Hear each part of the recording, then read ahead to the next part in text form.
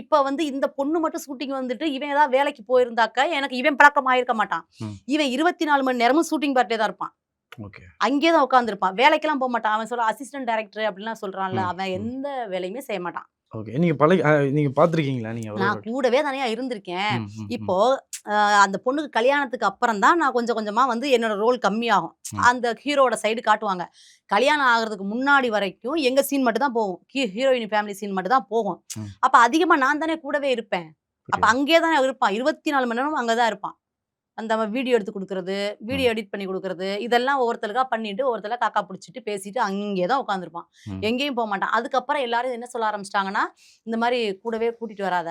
இந்த மாரி நடிக்கையில வைக்கையில சங்கட்டமா இருக்கும். அப்படி இப்படின்னு சொல்லவும், அவ சொல்லி பார்த்தா. ம். அது எப்படி யாரு என்ன வேணாலும் சொல்லட்டும். என் பொண்டாட்டி நான் வருவேன் அப்படின்னா.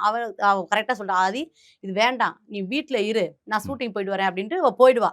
வீட்டுக்கு வருவா. நானும் அடிக்கடி வீட்டுக்கு போவேன். ஆனா என்ன தெரியுமா? சாப்பிட்ட தட்ட தலைவர் எடுத்து கழுவி இருக்க மாட்டா.